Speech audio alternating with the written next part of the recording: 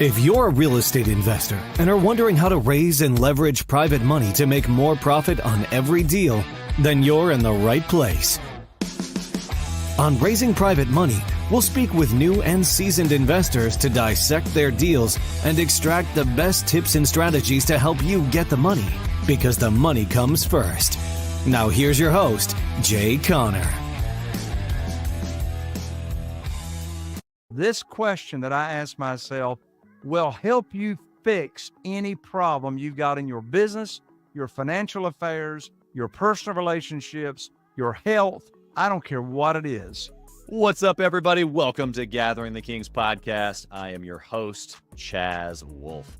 I'm a serial entrepreneur across franchising, construction, real estate, and online education. And my mission in this show is to transfer courage to you, our listeners, by sharing the real and raw stories of success from 7, 8, and even 9-figure business owners.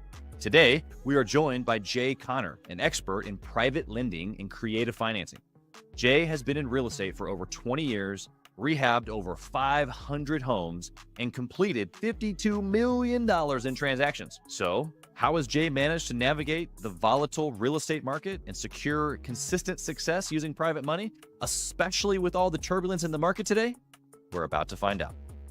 In this episode, you'll learn 3 things: how to get private money without ever asking for it. I was able to raise $2,150,000 in new funding for my real estate deals without asking anybody for money. Jay's top 3 tips for using private money in real estate deals. You make the rules, they're not making the rules. And Jay's formula to mitigate risk using private money. How you mitigate the risk is the reason 100% of my private lenders have always been paid exactly what they were expecting according to the promissory note. If you want to learn how to secure unlimited funding for your real estate deals and leverage private money to achieve financial freedom, you're in the right place.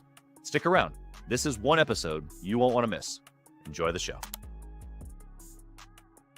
Jay, my man, welcome to the King stage. How you doing today?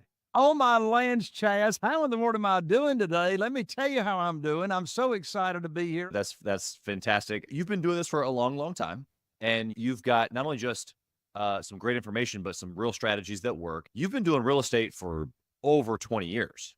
How did you get started into real estate? I was actually born into real estate. I grew up with my dad in the real estate business. He was the largest at one time. He was the largest retailer. His company was the largest retailer of mobile homes, manufactured housing in the nation. Wow. And so I grew up around my dad and his company, helping people own a home in the affordable housing industry. And so in the early 2000s, the financing for that product unfortunately went away, fell out of favor with Wall Street. Well, I knew if I ever got out of mobile homes and manufactured housing, people used to call them wobbly boxes. If I ever got out of that business, I wanted to get into single family houses. And here's why. And this was way before the HGTV days, right? And all the, sexy shows of flipping houses. I wanted to get into single family houses because way back in the 1990s, I was selling single wide mobile homes, trying to make a $3,000 profit. And good friends of mine and Carol Joy, she's my wife of 37 years, good friends of ours in New Bern, North Carolina, flipped a house and made $30,000 in less than 90 days back in 1993. And I said, Wait a minute, 30,000 versus 3,000. I like 30,000 better than 3,000. If I ever get out of mobile homes, I'm getting into single family houses. So that's what I did. So in 2003, my wife, Carol Joy, and I embarked on this very exciting journey. We bought our very first house by using an unsecured line of credit at the local bank. And now you could get that back in 2003 if you had a decent credit score. So we had a $250,000 unsecured line of credit and burning a hole in my pocket. And so one mistake I made in this business is I didn't get the right training or education. I just relied on my experience from the mobile home days, which was not a very, very smart decision. Nonetheless, I read in one of those books on how to flip houses back then to look for the nastiest smelling house you can in the multiple listing service. I found it here in Morehead City. It had been on the market for 9 months, over 60 showings, no offers. I said, that sounds like my house. So I took that $250,000 unsecured line of credit and I bought it for $50,000. I put $50,000 worth of rehab in it. So I had $100,000 in it. Well, it was so bad when I bought it. My wife, Carol Joy, wouldn't even get out of the car and look at it. My dad did get out of the car and look at it. He told me I had lost my mind. So anyway, I rehabbed it. Well, what are you supposed to do when you're selling a house? You list it with your realtor, right? That's what I did in January of 2004. I listed it with my realtor for $149,900. It sat on the market, Chaz, for 45 days with 0 showings. I said, well, baloney on that. I'll sell this thing myself. So I put an ad in the local paper. This is used to when you actually had classified ads. Chaz, I know you don't remember that either. That was before the internet. So anyway, I put an ad in the classified section with owner financing for this house. Well, my phone blew up. I had to cancel the ad after 2 issues. One of the first guys I talked to on the phone, his name is Linwood, Earl Linwood. He met me at the gas station. He followed me in. We pulled into the driveway. I had it beautifully staged, absolutely gorgeous. He walked in, he came back, he said, Jay, I'll give you an $18,000 non-refundable lease option deposit right now. My problem was I didn't know what a lease option deposit was. But my daddy told me if somebody offers you money, you take it and you'll figure it out. So I said, Linwood, you write me that $18,000 check. We'll put this deal together. Well, luckily, I was still an active mortgage broker back in those days. And if you had a mid-score credit score of 580, I could get you done and cook you in the oven and get you a mortgage. And so he had a 583 credit score. So I cashed him out on that first house, really not knowing what I was doing, and profited $40,000 less realtor fees. I said, well, this is better than $3,000. So I like this business. So that's how I got in the business. And that's how I did the business the first 6 years, from 2003 to 2009. I relied on the local bank. That's all I knew to do to fund my deals. But then something happened in January 2009 that changed everything. Yeah, it was just a little blip in the real estate map, right? The mechanics of what you were just saying are known, right? Like I've interviewed hundreds of flippers and that's cool. Like you did a great job. Good for you. But in 2009, this sticky got you thinking different. Tell us. Yeah. I remember it like it was yesterday, Chaz. January 2009, I had 2 houses under contract. Bear in mind, I had been using the same bank and the same banker for 6 years, funding all my deals. Fantastic relationship. I called him up. His name was Steve. I called up Steve and I told him about these 2 houses that I had under contract. I told him where they were located, the funding required, same song and dance that Steve and I had many, many times for 6 years. Steve cleared his throat and says, Jay, I'm sorry to tell you, but the bank has closed your line of credit. And I don't know if you ever heard somebody say something to you and you didn't quite understand that they said it. And secondly, you wished you hadn't heard what they had said. I said, Steve, what do you mean the bank has shut down my line of credit? He said, Jay, don't you know there's a global financial crisis going on right now? I said, no, but now you have just given me a global financial crisis because I can't fund my 2 deals. So I hung up the phone. Chaz, I asked myself a question that I'm going to share with your audience right now. This question that I asked myself will help you fix any problem you've got in your business, your financial affairs, your personal relationships, your health. I don't care what it is. And here's the question I asked myself after hanging up the phone with my banker. I said, Jay, who do you know that can help you with your problem? Who do you know that can help you with your problem? And by the way, Chaz, these people going around saying every problem's an opportunity. I want to throw up. I didn't have no opportunity. I had a problem. I got these deals under contract and I can't fund them. Let's face reality. This is a problem. That's right. You know, it's not how, it's who. It's not how, it's who. So immediately I thought of my good friend Jeff Blankenship, who lived in Greensboro, North Carolina at the time. And he was investing, he was flipping houses in Greensboro, North Carolina. I called him up and I told him what had just happened with my conversation with Steve. He said, "Well, Jay, welcome to the club." I said, "What club?" He said, "The club of losing your line of credit at the bank. They just cut me off last week." I said, "Well, Jeff, how are you going to fund your deals with no bank, with no line of credit?" He says, "Well, have you ever heard of private money?" I said, "No." He said, "Have you ever heard of self-directed IRAs and how individuals can use their retirement accounts to loan that money out to real estate investors and earn unlimited money per year, either tax deferred or tax free?" I said, "No." He said, "Well, let me tell you about it and you need to learn about it quick." So I did. I studied private money, what it is, how you can get it fast, how you can raise it without ever asking for money. Did you know, Chaz, ever since January 2009, I've never asked anybody for money or to fund my deals. How in the world have I got $8.5 million in private money available and I get all my deals funded without ever pitching a deal? I'll answer that in just a second. So I studied private money. You know what I did, Chaz? Here's what I did. I put on my teacher hat. I put on my teacher hat, my private money teacher hat, and I started teaching people, leading with education, teaching people in my own local market here, my own network, people that I go to church with, people that's in my cell phone, people that I love to go boating with. I just started sharing with people how they can earn high rates of return safely and securely without mentioning any deals. I'm just talking the program. I'm talking the opportunity, how they can earn high rates of return safely and securely with very, very minimal risk.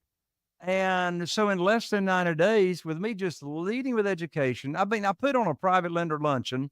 I invited 20 people to the luncheon, friends of ours, and I raised $969,000 just at that one 90-minute luncheon by just sharing how they can earn high rates of return safely and securely. So I was able to raise $2,150,000 in new funding for my real estate deals without asking anybody for money. You know, the traditional way to raise money is you go to your local banker, you get on your hands and knees, you raise your skirt up for them to look at your personal assets and your financial statement and show all of the, your personal stuff you got going on. And then you're saying, "Please fund my deal, please fund my deal." But you know what? That's the traditional way. There's applications, there's W-2s, there's credit scores. None of that applies in this world of private money. Because you see, we're not asking for mortgages. We're offering a mortgage to people that have never seen this kind of opportunity.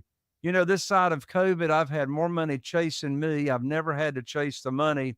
So that's what you do. You lead with education, you show them how it works, and now the money is chasing you. Love it. And the opportunity here, I loved how you kind of separated the two here. It was, I'm not asking, I'm educating, and I'm letting people know this is what's possible. Because you're right. Most people think, when they think of even today, I think experienced real estate folks think of raising money, it's just calling mom and dad or friends and family and saying, "What cash do you have?" And I didn't even hear you say that. I heard you say reaching into a little bit more of a specific bank, if you will, with these self-directed IRAs. I know that's part of your solution here. Do you want to give a little bit more on the detail? And we're going to you wrote a book on this, and you got all kinds of tactics. Sure. Well, one popular question that I get is, "Well, Jay, I still don't understand how you get the money without asking for it." So here's the magic sauce. We separate the conversations between teaching the program and then having a deal for your private lender or your private lenders to fund. You see, desperation has got a smell to it. That's right. Even if you're not trying to sound or look desperate, desperation's got a smell. So let me explain here in a few seconds how you, as a real estate investor that's wanting to borrow money, raise money for your deals, how you smell desperate without even intending to smell desperate. If you are sharing your program, here's the interest rate I pay to my private lenders. Here's how they can get their money back in case of an emergency. Here's the maximum loan to value, etc. And in that same conversation, you talk about a deal that you're looking for funding. You're desperate. Without you even saying a word, you're saying, hey, here's my program, please fund my deal, is really what you're saying. So what do? We teach the program to a potential private lender or lenders. I don't even have to ask them if they're interested. It only takes 20 minutes, 15 minutes to walk through, how the program works, how they can get high rates of return safely and securely. And then I shut up. Well, they're going to tell me how much they've got. If they've got investment capital, 150,000, 500,000, whatever. Or if they've got retirement funds and they're not happy with it being volatile and then maybe it's in the stock market or whatever, well, then I'll introduce them to the self-directed IRA company that I recommend because they've got fantastic customer service. So let's say they move their money or part of their retirement funds over to the self-directed IRA company. So they've moved it over there. Well, guess what? They're not making any money until you put their money to work. They've moved it over at your recommendation. So how do I get all my deals funded with never pitching a deal? There's a good question. How do I get all these deals funded and never pitch a deal? Well, here's the answer. The answer is I call them up with the good news phone call. Well, here's the good news phone call. Chaz, let's say you're one of my private lenders, or maybe you're one of my new private lenders. And let's say you want to start with 150,000. By the way, new private lenders always have more money than they tell you. So let's say you want to start with 150,000. So I say, Chaz, I'm going to put your money to work for you just as soon as possible. You'll probably hear from me within the next couple of weeks or so. So I call you up. You and I have a little chit chat. I say, Chaz, and here's the script, folks. Here's the script as to how to get your deal funded without pitching the deal. You see, Chaz already knows the program. He already knows what interest rate I'm going to pay. He already knows my maximum loan to value, which, by the way, is 75% of the after repaired value, not 75% of purchase price. Very big difference. Anyway, he knows the program. He knows I'm not going to call him up with a deal that doesn't match the criteria of the program that I've already taught him. So I called up Chaz. We have a little chit chat. Here's the script. Chaz, I've got great news for you. I can now put your money to work. I've got a house under contract in Newport with an after repaired value of $200,000. Now the funding required is $150,000 for the deal. Closing is going to be next Friday. So Chaz, you'll need to wire your funds to my real estate attorney's trust account by next Thursday. And I'm going to have my real estate attorney email you the wiring instructions. End of conversation. First of all, if I had asked Chaz, does he want to fund the deal? That's the most stupid question in the world I could ask him. Of course, Chaz wants to fund the deal, particularly if he's moved his money over to the self-directed IRA company. He's waiting for me. I'm ethically bound to put Chaz's money to work because he's moved the money over in anticipation of me putting his money to work. So I need to perform, right? I need to have Chaz fund a deal. So again, the magic is educate and teach. They give a verbal pledge. Here's how much they got to work with.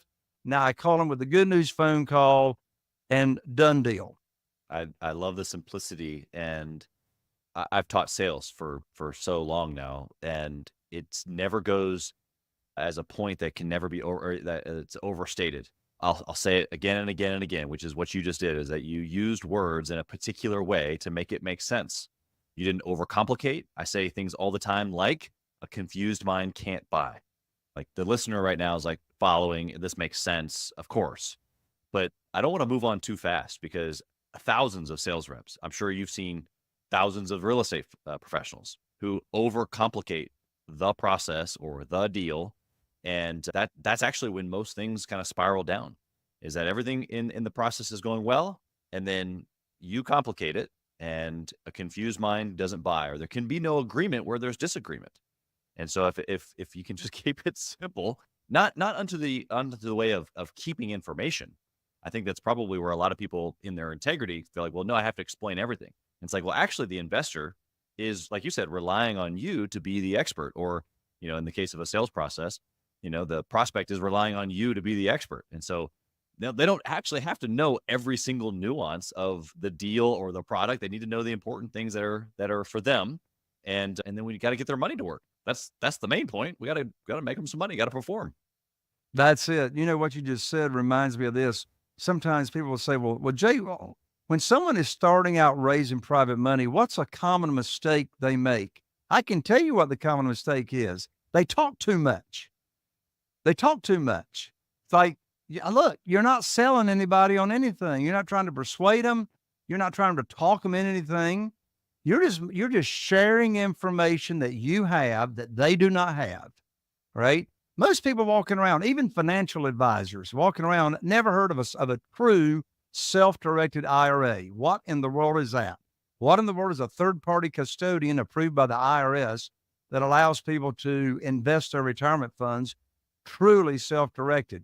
So you've got information that other people don't have.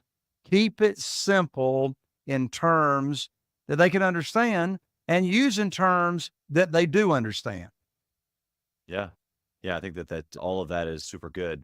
Let's just kind of roll in. I mean, you've given us so much already. I mean, the book that you wrote around this is called Where to Get the Money Now. You've got a lot of success around that book. And so congratulations on that. But inside of that, you give all kinds of tips, but I want your top three tips for using private money. You kind of gave us the script on how to get it, but how do we use it? Top three tips.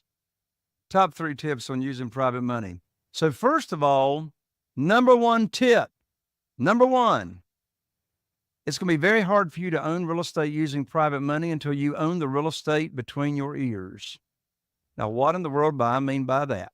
Because this is a 90% head game. This is a 90%. I mean, I guess that's true in pretty much any kind of business that you're in, but I agree. You got to be confident. If you don't believe in yourself, nobody else is going to. Who's going to loan you money if you're not confident about what you're offering people?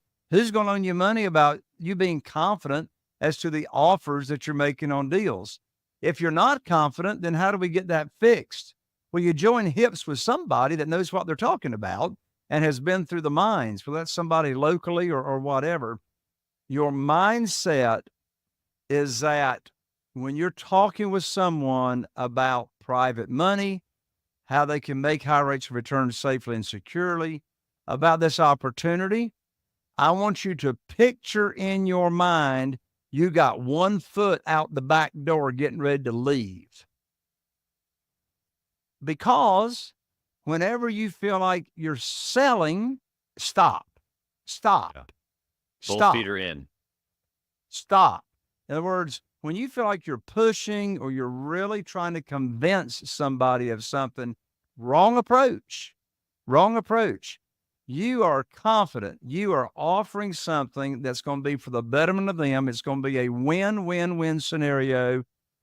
And here's another part of your mindset. Realize that they need you more than you need them. And here's why. That's not an arrogant statement. It's a fact. Here's why. There's more money available than there are deals. How do I know that? Prior to COVID, there was $18 trillion in cash. Prior to COVID, in cash, sitting on the sidelines here in the U.S. of people not knowing what to do with their money. Today, $31 trillion in cash sitting on the sidelines, either in cash, or, and when I say cash, I don't mean cash. I mean investment capital sitting in a checkbook, or retirement funds just sitting there. They don't know what to do with it, right? The stock market is so volatile. So there's just so much of it all around you. What's another part of your mindset? Abundance, not scarcity. If you have a mindset of there's not enough to go around, we got to get that fixed. There's more than enough to go around. So the abundant mindset, there's plenty to go around. There's more money than you can ever use. You're serving, you're leading with a servant's heart. Hey, Carol Joy and I have received so many handwritten notes and in-person thank yous from our private lenders over the years saying, we have changed their retirement years. We got one couple, by the way, these private lenders, they're everywhere. I mean, we got one couple that are both retired teachers from the public school system. And guess what? We have helped them grow their investment capital to over $1 million. They have over $1 million that they now are using to loan back to us and fund their deals. And they're saying, without your program, we wouldn't have been able to enjoy our retirement years the way we have. So that's number one tip. We want to get the mindset right that we are out here serving people. You've got two more, but give me just a couple attaboys towards you on this, because I mean, it's so cliche, right? Business, mindset, take care of the real estate between your ears. But I just want to echo for the listener, just hey, wait a second. Don't move too fast, listener. Jay's giving you the map, literally the map. Now, we're not talking about private money right now. We're talking about your mind and abundance and you knowing or believing that things can be a different way than they are currently right now for you. And so I just want to not only encourage the listener, but to thank you for being so real with tip number one.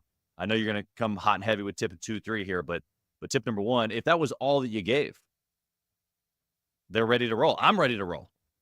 I'm inspired. All right, give us 2. So tip number 2, and this is a distant cousin to tip number 1, but it's a specific. Tip number 2, you are not applying for a mortgage. You're not applying for a mortgage. In other words, this is 100, the strategies, the steps are 180 degrees opposite direction of borrowing money traditionally. You borrow money traditionally, they make the rules. The lender's making the rules. And you see, this is a challenge for some new real estate investors or people that are first going to be attracting private money, is to get out of your mind that you are asking, that you are applying, that you are having to think through this traditional way of borrowing money. And this could be no more opposite than traditional. You're not applying. You're not playing by their rules. You grew up thinking, well, whoever the lender is makes the rules. They set the lender sets the interest rate. The lender sets the frequency of payments. The lender sets the length of the note, etc. Not the case here. The lender is not making the rules. So, number 1 tip, we want to get the mindset right. Number 2, distant cousin to that, is you're not applying. You make the rules. They're not making the rules. And number 3 tip is understand why you need private money. Some people going around going and say, well, why do I need private money? Well, let me tell you why you want private money if you don't know you want it yet. Let me give you a few reasons why you want private money. Number 1, there's no limit to the amount of private money you can have available to you. You can scale your business to anywhere you want to go. When I was borrowing money from the banks, I had a limit. I had $1 million line of credit. That was it. When I used that line of credit, I had to pass on deals. Unless I was buying on terms, subject to the existing note or whatever, I had to pass up on those deals. Well, guess what? No limit. I got $8.5 million now and just moving from project to project. So there's no limit to the amount of money you can get as opposed to traditional. Number 2 big tip, why do you want private money? There's no limit to the number of private lenders you can do business with. Why is that?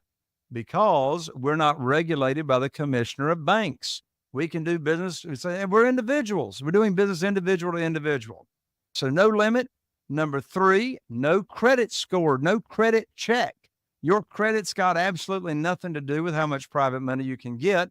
And that's because all the notes are collateral based. So the private lenders are loaning you money, not based on your credit, but based on the collateral that's backing that note. And the list just goes on and on. There's no appraisals. My lands, how often have you been shackled by an appraiser as far as, what's going to happen? Well, and delays. So there's no appraisals. We simply use comparative market analysis. And there's another reason you want private money. All my offers on deals that I offer to buy on property, I offer to close in 7 days. And as a result, I get more offers accepted because I can close quickly.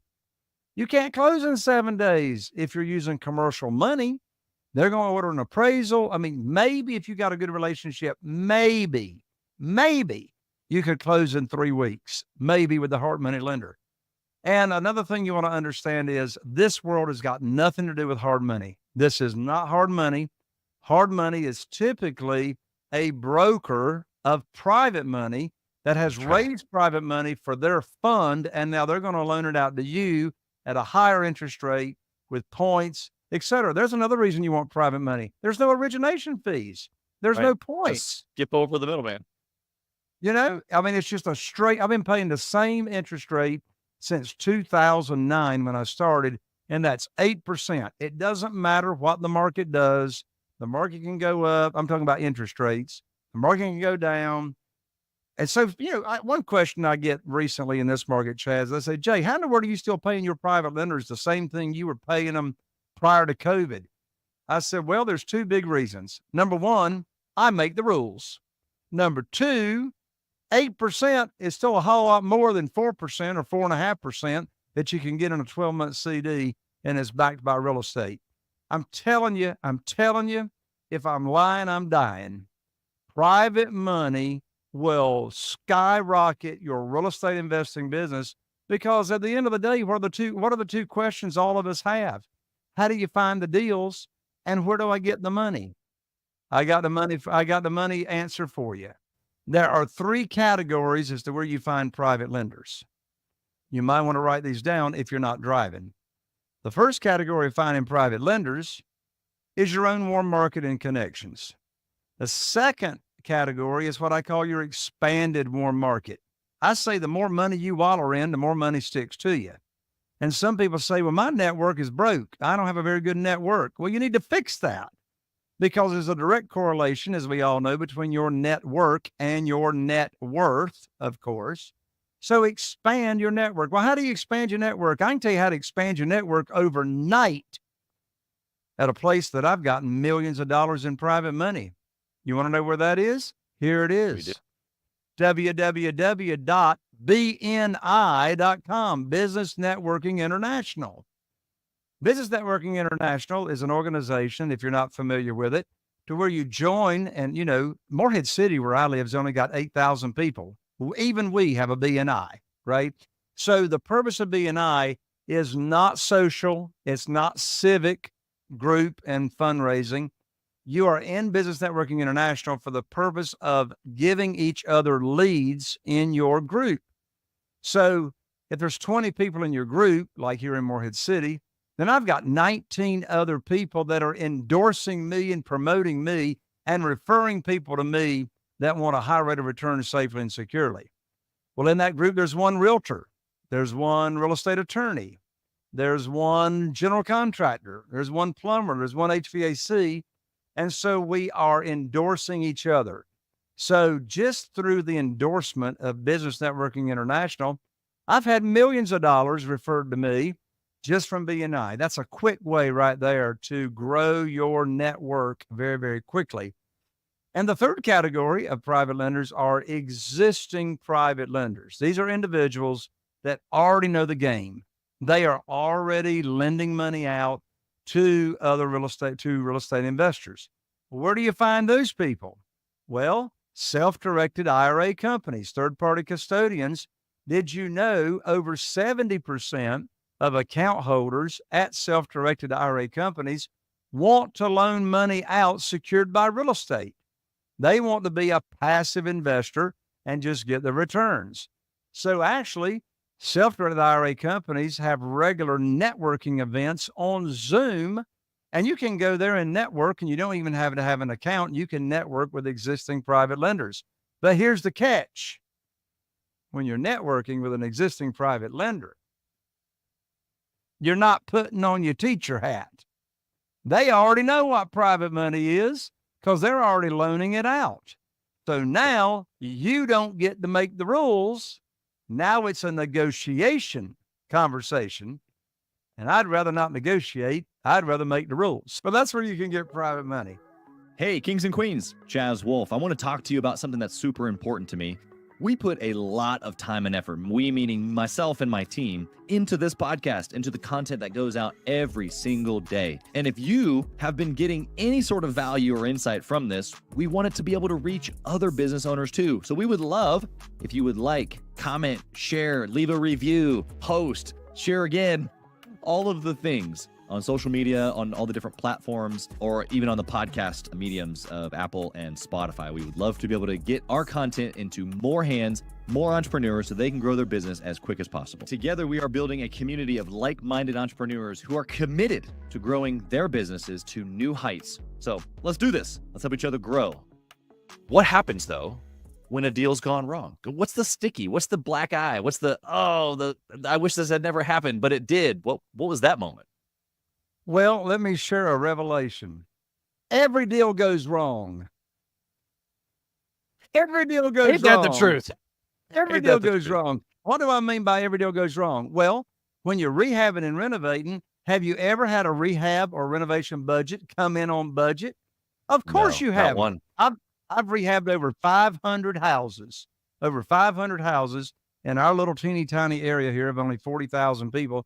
I've never had one come on budget. So how do you mitigate that risk?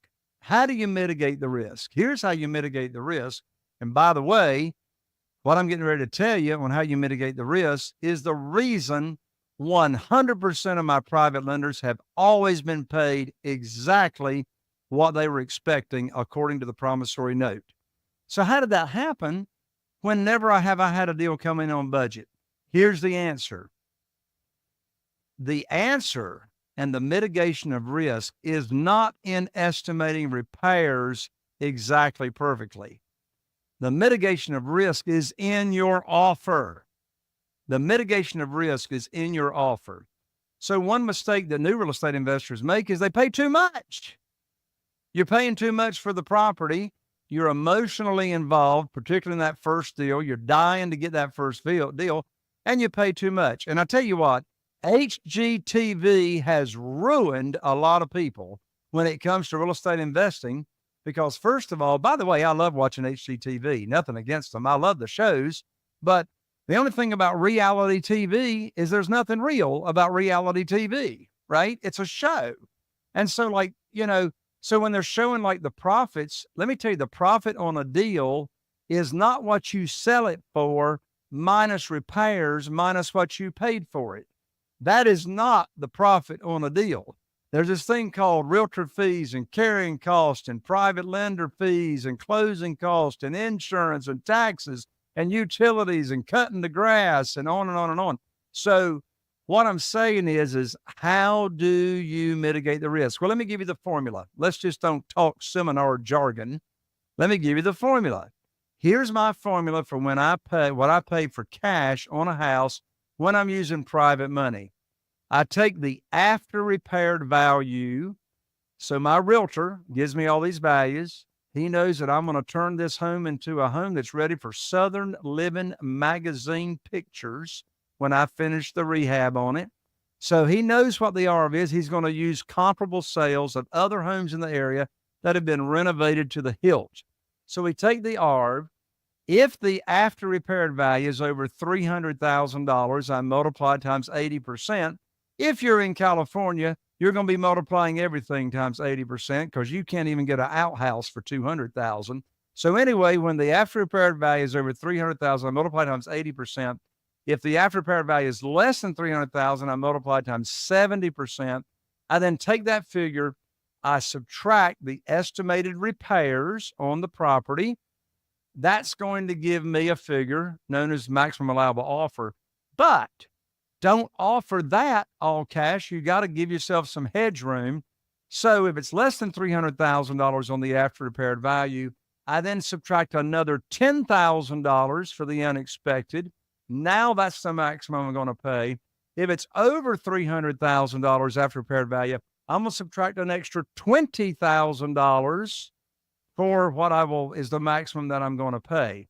one way I get a lot of offers accepted, besides saying I can close in 7 days, which I can with private money, but a lot of times people don't have anywhere to go. They want to sell, but they don't have anywhere to go. And they say, well, we're not ready to sell yet. Well, here's another writer downer. Time kills deals. Time kills deals. The more time that goes by, the less likely you're going to do a deal. I want to close now. I want to close right now. So I say, look, we can close next week and the problems will be mine. The taxes are gone. The insurance gone. You got no more mortgage payment if you had a mortgage. And I will let you live in the home for free, rent free, for whatever time we both agree is reasonable. I get a ton of my offers accepted because, they don't get all the cash, by the way. They get half of their cash at closing, and they get the other half of their cash when they've moved out. But close that baby now, because time kills deals. That mantra so long ago in sales is what led to what you talked about earlier, having a stench, or commission breath is what we call it in sales, but it's this desperation. And so I want to close now, which makes me like hurry up. And it automatically puts us into desperation, where it's like, well, actually, no, that foot out the door philosophy that you talked about is, hey, look, I'll offer you an amazing deal, so much so to where I want to close right now. Otherwise, I'm going to go to your neighbor or whatever the scenario is, Exactly. Make the offer something that they can't say no to. And so, okay, so you're building into a formula to make sure that when things go wrong, which is, I loved how you said every single deal. I don't know how many deals I got in before the frustration of what you just described became just like, oh, this is just how it goes. Got it. I'm kind of an exact guy. Like, before we hit the record button, you were commenting on our process here. And even the thing that we mailed you as a podcast guest, and I like details. I like knowing exactly. And it's just rounded in real estate. And That's right. Right. I love how your philosophy isn't just you as the investor are winning. The person that you're buying from is winning because of the cool things that you're able to do, close fast and allow them to stay in the house. The investor is winning because they're probably not making the same amount of return as they would with your deal. And of course, you get to get in and get out and do the thing and make your money as well. So this is a true win-win-win, like you said. My dad, Wallace Connor, that I told you about when we started out, he told me years ago, he says, Jay, if everybody isn't winning and everybody's got at least a little bit of meat left on the bone, don't do the deal. Everybody's got to win. Yeah, I think that goes into life in so many different ways, right? Like, I mean, I was just in a coaching session. One of our benefits of being part of the Gathering the Kings community, we say we're winning in all areas. And so we talk about business, we talk about investing, of course, all those things, but we have a monthly marriage call where entrepreneurs and their spouse come to the call. We bring in marriage coaches and we get to all work on our marriages together. And inside of that environment, we were talking about creating win-win-wins. And even between the husband and wife, it's like, man, how many times have I unknowingly propositioned something, whether it be for my family or for my wife, and she says yes, knowing that like she was trying to honor me or do it for me, but it's not a win-win. And so it doesn't work long-term, right? I love it that I just love it that you just shared in your mastermind or your mastermind calls or whatever it is, those marriage calls, because the reason that impresses me so much is that business is not a one-dimensional or two-dimensional aspect of our lives.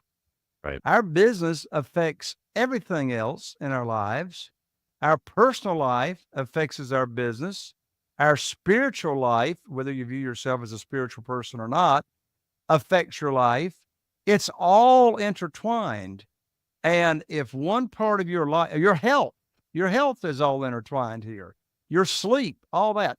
And if there's a spoke in that wheel that's not performing the way it is intended, it's going to affect everything else. So if your marriage is screwed up, don't you think that might have an effect on your business as well? So I love that, Chaz. I love that you've got that as a component for your mastermind members. Yeah, I appreciate that, Jay, because you're right. It does matter. And all of the elements. It's kind of funny. It's almost like you had my website up and you were going through what we call the 5 dimensions of kingship, because all of what you just said is basically there. And you're right. We even use a wheel type tool for our members to be able to grade themselves.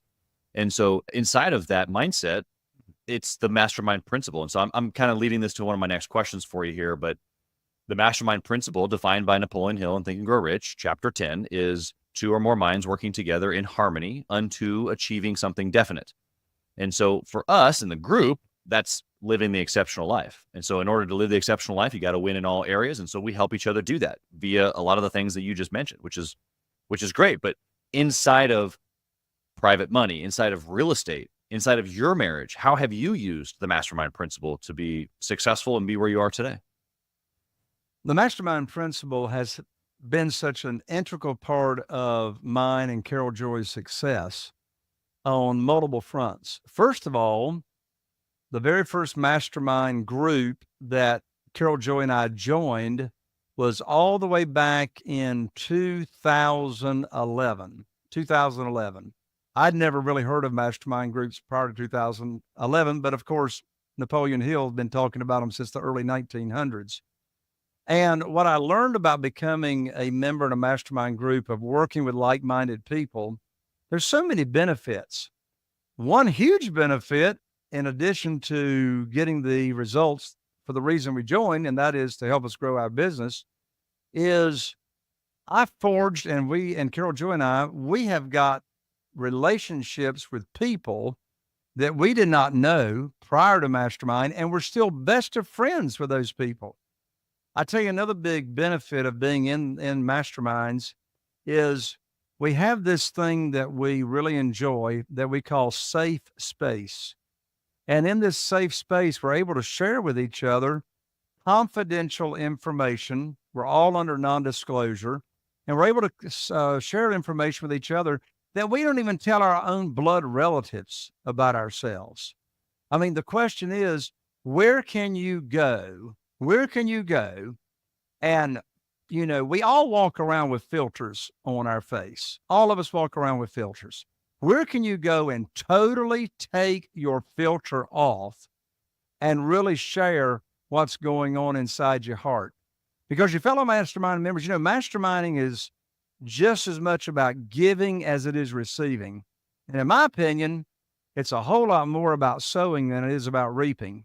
It's all about sowing. It's not about reaping, because, you know, I can't reap anything really until I plant something first, give value first, share with my fellow mastermind members. And in addition to that, I love being in my masterminds and the mastermind that I run, and et cetera. What wonderful way to hold each other accountable. And you can count on your fellow mastermind members by telling you the truth. There's not many people walking around out there that's going to tell you exactly what the truth is. And yeah, we know who said the truth will set you free, and it does. Yeah, I agree. It's making me laugh because I had a conversation with a guy just yesterday, actually. And it was around just some busyness that he's got. And, you know, he was making some excuses, really was what it was. And I just let him know that he was making excuses. Yeah. And I just appreciated him for his willingness and his desire to share, and his, you know, his really what he underneath the excuses, it's he wanted to win, but the way that he was going about it wasn't working for him. And so what was coming out was excuses. And what I have found, even in my own journey, very much similar to what you just said, is if we don't have other people around us, even on a call like this, where I'm being provoked to different thought, like from you, if we don't have those different, you know, ways of changing our perception, then we're always going to do the same thing. And if the same thing isn't working, then guess what? You're just going to always make excuses and always have the same results. And so sometimes you're right. It is just a little bit of truth to change your perspective or your perception so that you can see it differently and then make the adjustments, right? Absolutely. Unfortunately, a lot of people are walking around and they live in a world that I call blame, shame, and justification. Blame, shame, and justification. And that's sort of the cycle that a lot of people go through. Whatever's going on in their life is never their fault, not their fault. Therefore, if it's not my fault, it's somebody else's fault. So I have to blame. And then after I do the blaming, but I'm still stuck with how I suck. I'm still stuck with how I suck. And so now I feel shameful because I still suck, even though it's somebody else's fault. And so now I got to justify why I suck. And so now I'm justifying, and now I've got this cycle going around of blame, shame, and justification. I tell you, one of my favorite books, Chaz, is written by Jack Canfield, co-author of Chicken Soup for the Soul series. It's called The Success Principles. And there's 69 of them. And his very first success principle says, be 100% responsible for everything that happens in your life. And I love his formula as to how you can be responsible. And I love it. It's E plus R equals O. Well, what's E plus R equals O? That stands for the event that happened in your life, whether you caused it or you didn't, plus R is your response to that event equals your outcome. E plus R equals O. Unfortunately, the people that are living in blame, shame, and justification are living in a world of a different formula called E equals O. They're living in a world of event, whatever happened in my life, whether I caused it or not. Of course, they never think they caused anything. The event that happened in my life equals the outcome, and I can't do anything about it. Guess what? You can be, and you are 100% responsible for the response to what happens in your life. And therefore you get to change the outcome. That's what happened to me with the story I shared about being cut off from the bank. When Steve tells me I'm cut off from the bank, I had a choice. I could live in E equals O. Oh, I'm cut off from the bank. I have no funding. I'll put my tail in between my legs. I'll go home and I'll be in blame and shame and justification and, just cry in a corner. Or be responsible. I can respond, 100% responsible. I can respond to the event of being cut off from the bank. How did I respond? I asked, who do I know that can help me? And now I'm looking for a better and quicker way to fund my deals than having my destiny determined by an event. Your destiny is determined by your response to the events, not by the event. Yeah, it's so good. People mix up, having that fault or the reason the event happened, right? The fault or the blame of it. And they mix that up with the responsiveness. And so if you break down responsibility, it's the response to your ability, right? Or your ability even to respond. You can kind of take it a couple different ways. And so I love everything that you just said there. I think that the listener just got a nice little nugget there at the end. If they're paying close attention, that nugget right there will change their life. And I'm not kidding on that one. The rest of the show has been incredible. Jay, you are incredible. But that last little piece, if they actually grab onto that, their whole life will be different. I got one last question. I want to make it clear how these folks can connect with you. You've been sensational, like I just said. You just kind of halfway muttered that you've got a mastermind group. I know that you coach entrepreneurs and investors. I know you've got a book. You gave us a little website earlier of your deal room. Someone's just like, man, I got to get more Jay in my life. How can they find you? Yeah. Well, the great thing about the challenge that I just launched is you actually get to interact with me, right? And my book, Where to Get the Money Now, is, it's been a bestseller. You can pick it up for free. Just cover shipping at J Connor. And by the way, folks, I'm an ER, not an OR. Most Connors are ORs. I'm an ER. So JAY, you can get it at www.jayconner.com/book. I'll autograph it, ship it to you. You really want to interact and really dive deep. Come join me in my world in the 7-day challenge at www.privatemoneychallenge.com. And then, of course, we have my podcast that we have over 700 episodes right now. Believe it or not, the name of my podcast is Raising Private Money with Jay Connor, Raising Private Money. It's like you're still educating people on it. And so, yeah, you can find me on any of your favorite podcast platforms, Raising Private Money with Jay Connor. And what do I do on the show? I interview amazing guests, and all of them have raised private money. So I interview them on how they have gone about raising private money for their real estate deals. By the way, Chaz, answers, if you're listening to this episode and you're finding it enlightening, inspiring, and you're learning some stuff, and you really want to learn about private money, I got a brand new private money challenge 7-day challenge I want to invite you to, where we dig deep. I go about 15 to 20 minutes per day, so it's digestible. And come into my world and get in the Private Money Challenge. You can join me at www.privatemoneychallenge.com. That's privatemoneychallenge.com. Come on into my world and let's have fun. Chaz, what a honor and a fun time of being here on your show. Thank you so much. Yeah, no, the honor is mine. Thank you for being here. The hour that you've spent with us can be compounded into decades of experience. And so I appreciate you sharing all of that. The listener would be silly not to reach back out to you and connect with you, grab your podcast, grab your book, all of the things that you just mentioned. All of that will be in the show notes as well. Jay, blessings to you and your family. Thank you for being here, good sir. Chaz, thank you, and God bless you. Thank you for listening to Gathering the Kings today. I hope that you were able to pull out a few nuggets to go apply into your business right away.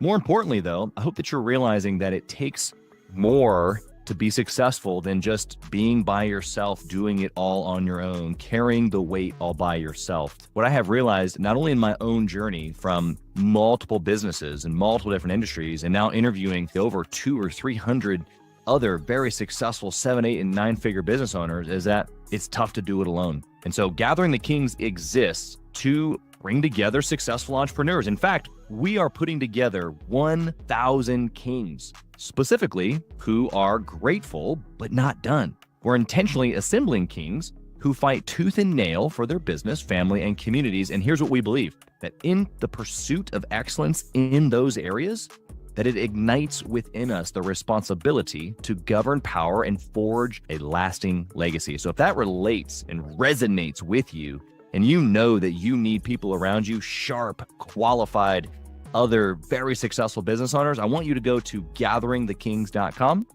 want you to take a look at what we're doing and see if it makes sense for you to be part of our pursuit to 1,000 kings. Talk soon. Are you feeling inspired by the knowledge you gained in this episode? Then head over to jconner.com/moneyguide. That's jconner.com/moneyguide and download your free guide that shares 7 reasons why private money will skyrocket your real estate investing business right now. Again, that's jconner.com/moneyguide to get your free guide. We'll see you next time on Raising Private Money